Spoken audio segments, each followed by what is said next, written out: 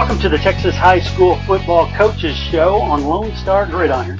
I'm Chris Daly, and it's my belief that the men that make up the fraternity of Texas high school football coaches are much more than a bunch of thick-necked guys with whistles.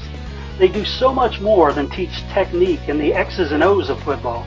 They take young boys and change them into young men of character. They get kids to believe in themselves, to trust others, and to put others ahead of themselves. Texas high school football coaches are unique in how they impact the lives of these athletes as well as the generations those kids touch. In this show, I sit down with a different Texas high school football coach each time and learn about them. Not their record, not their on-field accomplishments, but who they are and what they believe and what it means to be part of the greatest sport in the greatest state.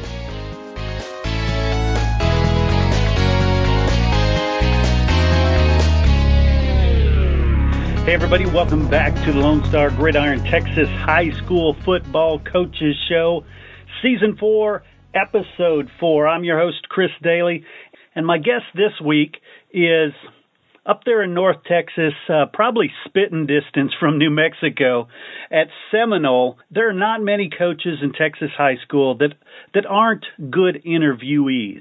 They're all used to it. But every once in a while, there's a coach that just is enjoyable to hang with.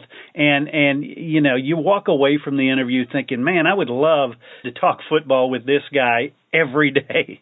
And Kent Jackson is that kind of coach. I'll introduce you to him right after this. Hey, I want to give a big thank you to this season's title sponsor, Mecca Sportswear, where they are all about celebrating achievement. They're honored that so many high schools, colleges, and universities have chosen Mecca's products to represent their institutions.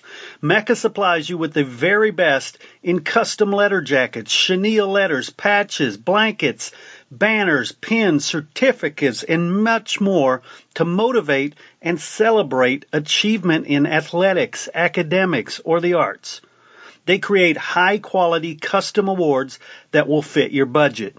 To see why so many great schools around Texas choose Mecca Sportswear, call Sherry Armstrong or Billy Armstrong at 210-651-6592.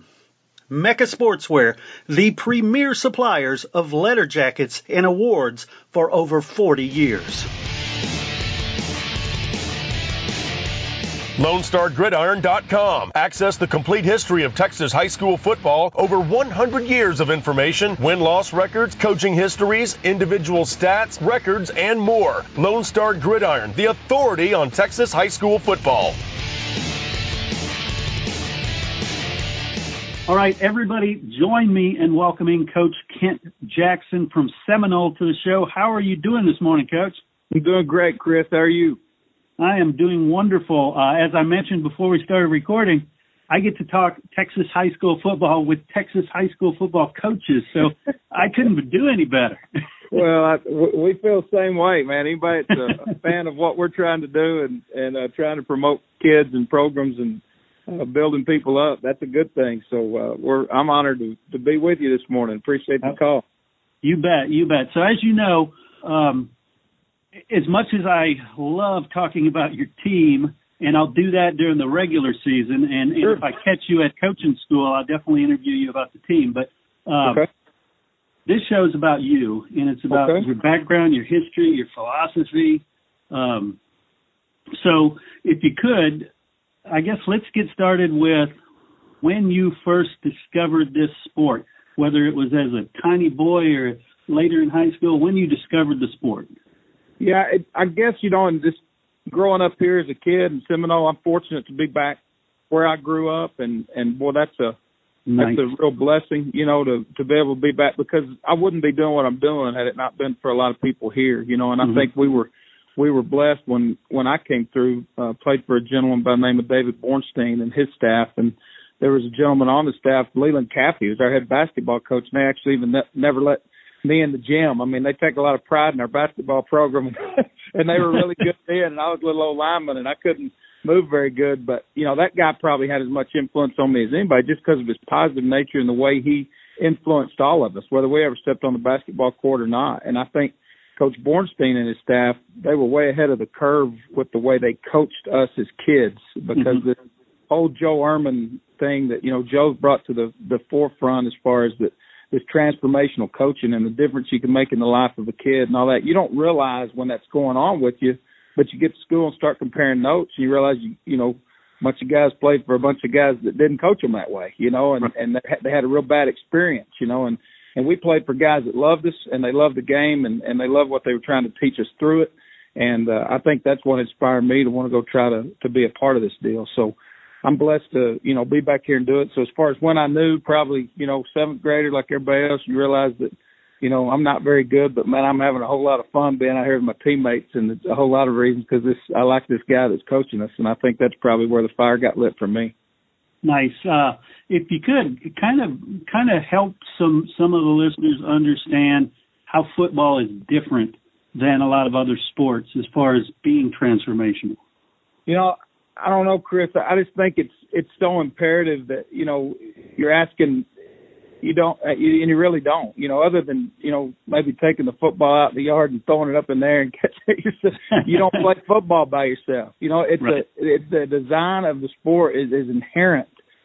You rely on other people. And I think it's something that the selflessness of the game, I think, is what's always meant the most to me, because you could take a guy like me, and I always joked when I was still coaching the offensive linemen, as we all grew up in our career, and I was the position coach coaching O-line, we'd always joke with those guys, but nobody knows you're here but me and your mom, but we're going to make it a big deal, but that's the way I felt when I was a kid. I felt important. I never carried the ball. I never scored a touchdown. I never did any of that. But, man, these coaches made me feel like I mattered. And I just think especially the older I've gotten and been able to do this now for several years, you realize what a very, very, very unique opportunity that is to make a difference in a kid and help them find value and help them understand that, man, I'm just a piece of something, but if I do my piece really, really well, all of us can do something really neat together. And I think that's what's always attracted me to it.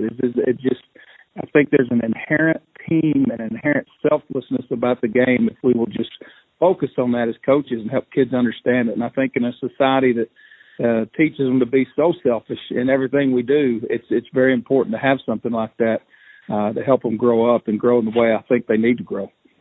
Amen.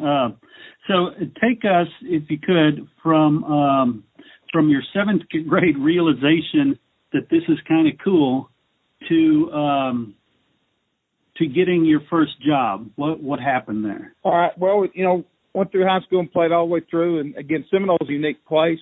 We promote a lot of things, and I think it's one of the neatest places to raise kids because I was involved in a lot of stuff. With the choir and the theater, and you do all that stuff. We got kids this week, stock show starting, and those are our athletes. Kids do everything, but we were encouraged to do all that. But I just knew all the time that my coaches were special people, and so I went to school, went to Lubbock Christian, and I knew that the people that had made, with the exception of my parents, had made the biggest difference in my life were my coaches and my youth ministers, and I wanted to do something where I could give back. I knew I wanted to do that, and I realized that when you start looking at that, your chance for impact and chance for touching more lives is going to be bigger in public schools than it is anywhere. And so that's the reason I chose the coaching route. And I went that way, and I talked to, like I said, the guy that had coached me, Coach Bornstein, and he encouraged me to do that. And so I went for it. I had no idea what I was doing or how we were going to get that done, but we went. So I went to Lubbock Christian University and had a chance when I left there to go to a little town. One of my roommates there at college, a guy named Chad Terry, grew up in a little town called Roby, Texas. And Chad and I both got into coaching, and Roby was needing a coach at that time, and that's where I started. We spent 2 years in Roby, and met my wife there at LCU, and she's been a great supporter of this deal. And I think any of us that are in the business know you gotta have one of those gals that understand. And she wasn't scared to go from Lubbock, Texas, to a one stoplight town, and so that's what we did. We went to Roby and spent 2 years there, and then I think the biggest key to the whole thing for us was that when we were in college, she had actually gone on a choir trip of all places to Monahans, Texas, and Gary Gaines was the head coach at Monahans at that time. And she had popped off and mentioned she stayed in Coach Gaines and his wife's home when we traveled in that choir, that they put us in people's homes, and she just happened to wind up in their home. And, I mean, that was providence because she popped off and said something to Coach Gaines about she was going to marry a coach, and he said, who are you going to marry? And she told him my name, and he actually remembered me and my brother because he was the head coach at Denver City when I was here at Seminole, and he remembered us. He said, you ought to have him call me. Well, Right. although I never worked for Coach Gaines, he tried to get me in when he was at Permian, but I had an English degree of all things, and he didn't have a spot for an English coach. And so anyway, but he was a huge part of what happened on my path because we went to Roby and spent 2 years there, but 2 years later I get a call out of the blue from Jerry Taylor at Odessa High School, and he had talked to Coach Gaines, and Coach Gaines gave him my name, and that was, like I said, providential because that opened the door. I had a chance to go to Odessa from Roby, and we spent 7 years there, and I got to work for two really, really good men, Jerry Taylor and Bill Barron, and those guys are incredible coaches, and I just learned so much from them. And then, as you know, fate would have it, a guy comes onto that staff with Coach Barron later in that 7-year period, and his name is Gary Calloway, and he had been the head coach at Olney, Texas, way back in the day. And he got there, and that job opened one day, and he came in and told me, he said, man, you need to go apply for that Olney job. And I'm like, what are you talking about? I didn't even know where Olney was, you know. And but he saw something in me that I didn't even see in myself. And I think all of us look back in our careers when we're young, and we realize that you appreciate those guys you get to serve on the staff with, whether they're the head coaches or older guys when you're young that help show you the way. And he encouraged me to do that. So we went to Olney and spent 6 years there and as the head coach, and that was just an incredible opportunity.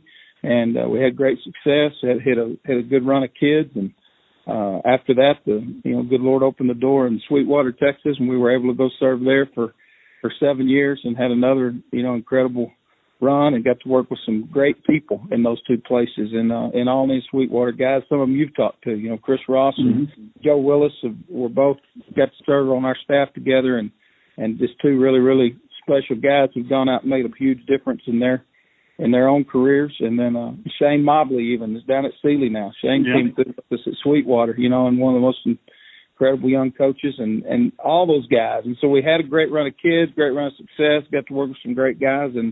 And then somewhere along the way I had the chance to meet a guy named David Kirkendall in Frisco. And Frisco got ready to open another one of their high schools, Frisco Heritage High School. And we had the opportunity to go down and serve there for a couple of years and get that one up off the ground. And then my staff that we took with us, Shay Hendricks, got to stay and keep that job rolling. We came back out to West Texas to Lubbock Coronado and spent 3 years out there. And then 5 years ago, the gentleman that was the superintendent here, Doug Harriman, called me again. I had an opportunity to talk to him while I was at Sweetwater and helped one of my good friends, Chris Birch, get this job. But Doug and I had talked about the Seminole position at that time, and I always promised myself if that ever happened again, I had a chance to go home, I'd do that. And as fate would have it, he called me 5 years ago and gave me a chance to come back. And so, like I said to start with, to be back here now and having been down that path and had my life impacted by so many good people along the way, to come back here and try to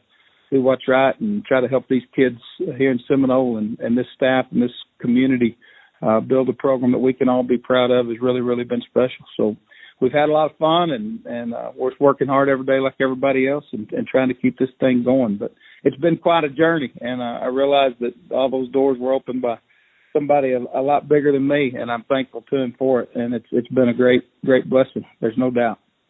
Definitely. And a lot of those people that he put in your path, those other coaches, yes, sir. If you could pull out some of the specific things you've learned from some specific coaches. Well, I mentioned even when I was a kid, just the way those guys treated us, Coach Bornstein and his staff, Coach Caffey with his positive nature, the way he inspired us, going to work in the coaching business with a guy like Jerry Taylor. I think anybody that knows Coach Taylor knows there's not a more structured, more fundamentally sound coach ever. He's just such a tremendous man. And I think, I saw things in him that, reminded me a lot of my dad. My dad was a farmer out here in Gaines County, and I mean, he worked. And Coach Taylor showed us the value as coaches of hard work, and getting your job done and coaching kids the right way and being fundamentally sound. And then Bill Barron, came into Odessa High, and I think that's where I saw in him what it means to truly be a kid's coach, somebody that coaches with his heart and believes at all costs, sometimes to a fault, in a kid. And I saw how powerful that was, and I learned a lot from him. And like I said, none of that would have happened had a guy like Gary Gaines not believed in me when he had no business believing in me, because I never had worked for him and never had any of that. But again, he saw something in me that I probably didn't even realize myself or see in myself. And I think that's the magic of what coaches do, and I think those good ones like that have gone out and made those incredible careers, they see that in their young staff and they encourage them. I know we've got some young ones in this building with us here in Seminole right now that I know are going to be good head coaches someday, and that excites me, to see that. But we've learned that from each of them. And then I mentioned guys like Joe Willis and Chris Ross and Shane Mobley, and anybody that knows those three guys knows they are absolutely the most phenomenal X and O's guys I've ever been around in my life. I mean, they can put on a clinic any day, anywhere, and talk football with anybody. But I think what amazes me most is they've never lost sight of the fact you can have all that knowledge, but if you can't build a relationship with a kid and get him to want that knowledge and then condense that knowledge down to something the kid can understand, it doesn't do you any good. He can't play because the kid can't play confused. And I think all three of those guys, I watched them build relationships with kids and teach in such a fashion that those kids could play at the highest level. And I do. I have as much respect for those three guys as anybody I've ever been around, because they are some coaching dudes, but they do it for the right reasons, and they love kids, and to be able to serve with them and be in places with them and have them on our staff was just a huge blessing. So I think you learn something from everybody, and hopefully I've done something for some of these guys along the way as well. But you realize in a hurry, and I think that's what, if I hadn't feared anything else, coaching business is not an I business, and anybody that's out there using that word better be careful, because any of us that know that have ever had a chance to sit in the seat, the big seat, knows that you cannot do it without the guys around you and a staff that works so selflessly and works so hard for kids. And boy, I've been blessed to serve with some good ones, and it's been a whole lot of fun. Nice. So you and I are about the same age, and yes, sir. I know when I played football, during two-a-days specifically comes to mind. You go to work in the morning, then you take what's supposed to be the break and you go haul hay or do something like that. You do your job, and then you come back and do football. Whereas today, it's mama drives you to the practice, then you go play the Xbox between. Tell me about the difference in the kids that you've seen, or are they different? Well, I know this, and a lot of people probably disagree with me on it. I think we were all the same way. I think a kid has always wanted structure. And talking about what you did between two days, I didn't like all that either. But I did love the fact that when I look back on it now, I'm so grateful that my dad raised me the way he did, and he taught me the value of hard work. And I don't think it's any different. Even in the Xbox generation, kids want structure, and they want somebody to push them, but they've got to know, and they've got to be sold on the fact that guy has their best interest in mind, and that and he truly does care about them as a person. And I think that's if people miss things in this business, it's that we get so caught up in a world that is full of the internet and the X's and O's, and you go to all these clinics, you get online and watch X and O videos all night. That's amazing, and there's so many good schemes out there. But it still comes down to, can you build that relationship with that kid and get that rascal to play for you? And if you can, I don't care what scheme you're running, you got a chance to be successful. And, you can go down there to state championship games and watch that. You'll see some of those smaller schools coming there to line up, and they'll never throw the ball, run right at you and just mash your nose. But they play 100 miles an hour, play with their hair on fire. And then you see a bunch from Highland Park and Aledo, and you see those guys roll in there year after year, and you're like, wow, how in the world you do that? But it all goes back to the same thing. Those kids believe in something. And I'm telling you, they believe in those men that are leading them, and they believe in their teammates. And that's what I figured out. It's not the X's and O's. It's getting those come Jimmys and Joes to play together and play for one another. And if you can do that, man, this is a whole lot of fun. And we've been very blessed everywhere we've been, that we've been able to get that part installed and finally get it established. And I don't know if there's a greater blessing in the business than that. Amen. So aside from the kids, you mentioned some great programs, the Aledos, the South Lake Carrolls, the Cadies, Sweetwaters, places like that. Talk about the difference in communities in the regions and how they approach football. Well, I think it's just that, they sense the value. And I think that's the most overwhelming thing about it. And it's happened everywhere we've been. You look up, we're in Olney, in a little place that, man, they had struggled. They had really had a hard time. And all of a sudden we look up, 4 or 5 years later, we're fixing to go play a December football game, and everybody in town is out at this Christmas parade thing. We're having a pep rally on the square, and there's we got this gazebo, and it's lit up, and all these people there. And it has happened in every stop where we get to that point. It happened here with Seminole.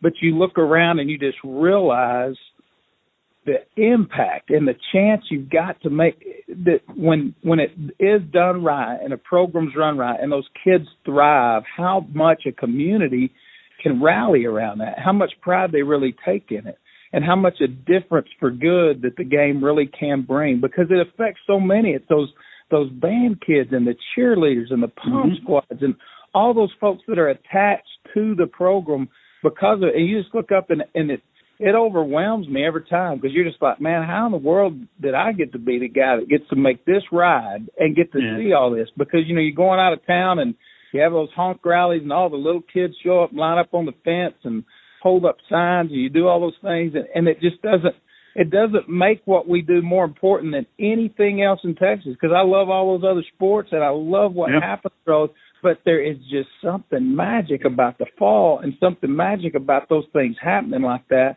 And you look up and see how it touches so many people, and it overwhelms me, man. It really does, and it's so cool. And I think it's just at this level, at the high school level, it's one of the purest forms of of true sportsmanship and passion and community, that you can build, and to have a chance to do it and work together every day with a bunch of guys that are committed to that, and try to rally those kids and get them to do things nobody thinks they can do. I don't know. I don't know how it gets better than that. It's a lot of fun, and like I said, you realize in a hurry you're just a real small part of it, but man, it's a heck of a ride. I promise you that.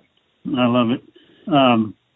As you may have heard, Texans are known a little bit for boasting or bragging, and the rest of the country looks at us and our obsession with high school football, and they're kind of puzzled.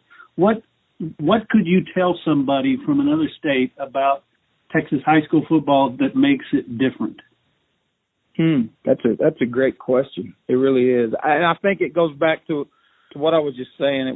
It's that sense of community that comes with it, and I don't know that it.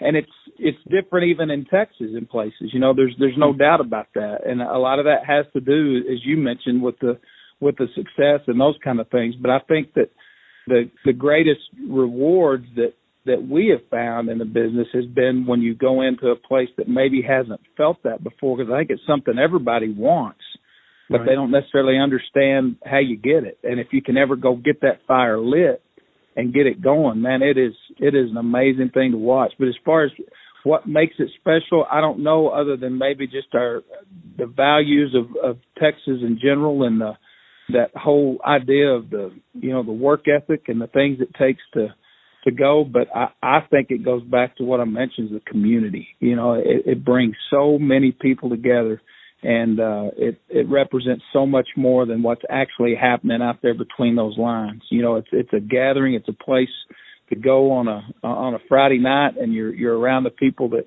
you share community with, and you go and take pride in it, and you do battle against somebody else, and you either gotta, like you said, you get to walk off and brag a little bit, or you gotta shake hands and say, hey, you were better than us tonight, but we'll do it again next time, and that's okay. I think a kid has to learn both, because anybody that's telling young people that they're not going to face tough times and face some defeat is, I think, doing them a huge injustice. And this game teaches kids and community that it doesn't always go your way, but you can fight the right way each and every time and be proud of that effort. And I think that's very, very important. Right.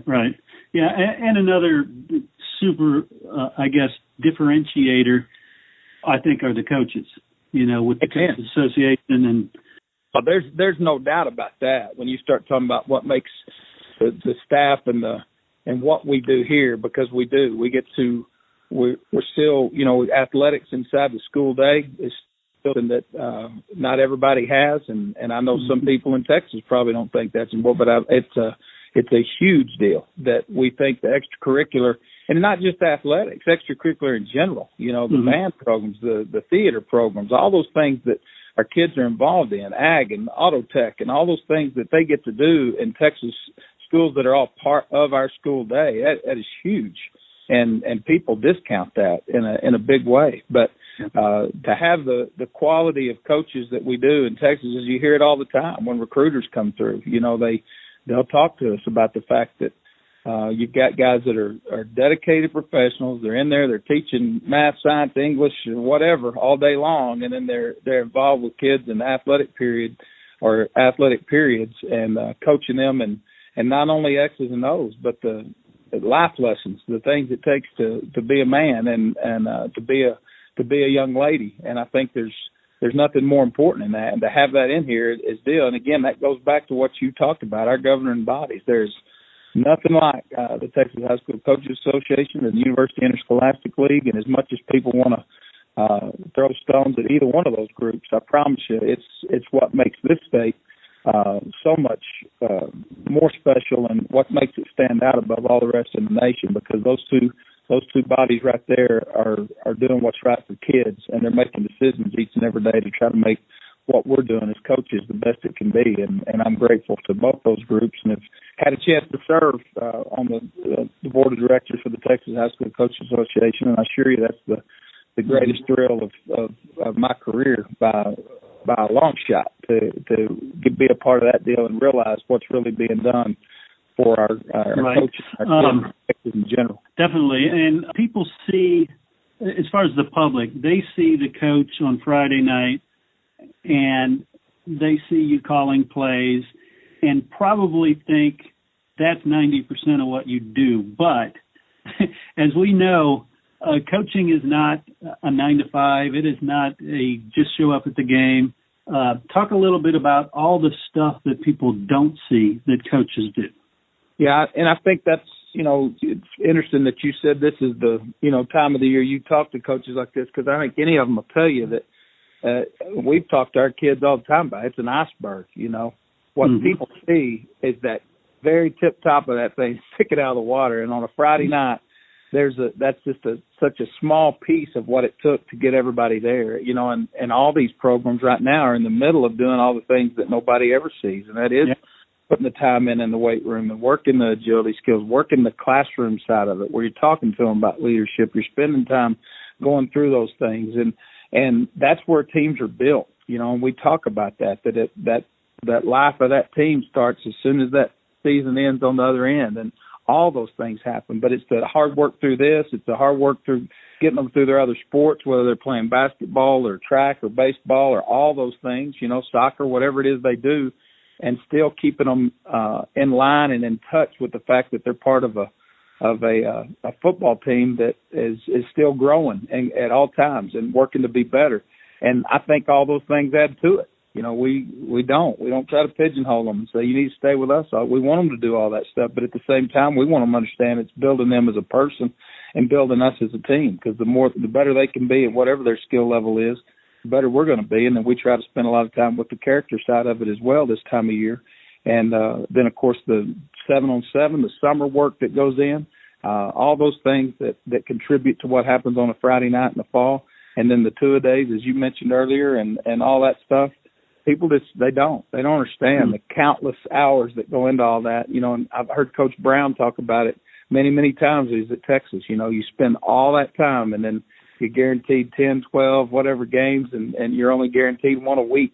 And I think, again, that's what makes it so special, because you got to sacrifice all of that to get that one opportunity. And then you got to live with it for a year. You don't get to turn around and play them again in the second half of district or whatever. You may run into them in the playoffs, but we don't have tournaments. You're not going to go play 4 or 5 games a weekend. Boy, you got to work your tail off, and you get one shot to do it a week. And I think it's what makes it so unique and so special, and the reason so many people get excited about it. So it is an unbelievable process to get them to the point where you can put them out where everybody can see it. But I think all of us that are involved with it know it's the process that makes it worth the while too. So we'll stay with the grind and look forward to next fall. That's for sure. I love it. And finally, Coach, I want to talk about goals. What coaching bucket list items do you have? Oh man, I don't know. I've been so blessed. There's so many good things that have happened to me. It's hard to say. All of us want to play in the big show. There's no doubt about that. If we haven't been there, we want to be there, and we'd love to win one and all that stuff. But at the same time, I know the older I've gotten, it's a deal. You realize that. I heard Art Browse say that a long time ago to coaching. He talked about that, and I can't remember where he was at the time. He may have still been at Stephenville, but he was talking at a coaching clinic, and I really appreciate the fact that to those. He said, "I want all you junior high guys raise your hand. Any of the junior high coaches on there raise your hand." He said, "I want you to understand something." He said, "I don't feel any different. I'm not any more excited when we do good at Stephenville on Friday night than I am when I was the junior high coach at wherever." And he'd name some school. He said, "Because that is their Super Bowl." And I think that's what people miss. We all have a chance to make it a big deal. You make it the big time and make it the big deal where you are. And I think that's what's become so apparent to me. It is a big deal. Every day is a big deal, and every opportunity they have. And I think looking back over your career, you realize there's those markers, those games where you went and beat somebody you weren't supposed to beat.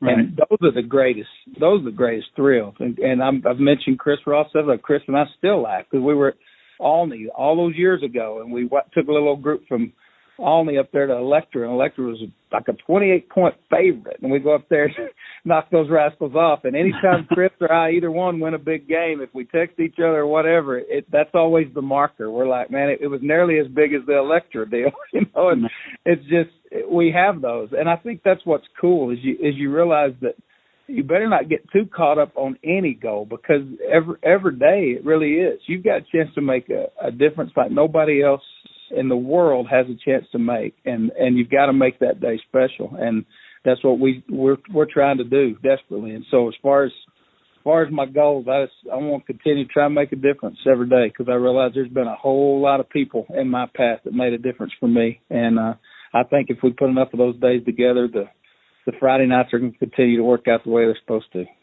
Awesome. Coach Kent Jackson, I want to thank you so much for sitting down with me and sharing a little bit of your story. No, I appreciate it, Chris. Thank you for what you're doing, and God bless you. This show is brought to you by the book, All I Need to Know I Learned from My Texas High School Football Coach, a handbook of wisdom for parents, young people, and yes, even coaches. Head over to www.learnedfromcoach.com and order your copy to support sharing the stories of these great coaches and leaders. That's learnedfromcoach.com. I want to thank Coach Kent Jackson, and of course, I want to thank our title sponsor, Mecca Sportswear, and all of our sponsors this season. They are the ones that make this all possible, so please go out there and support them. And hey, to make sure you don't miss any episodes, subscribe to the show on your favorite podcasting platform, whether it be iTunes, Stitcher, Google Play, you name it. We're everywhere. Just look for Lone Star Gridiron. And stay safe until I see you next time.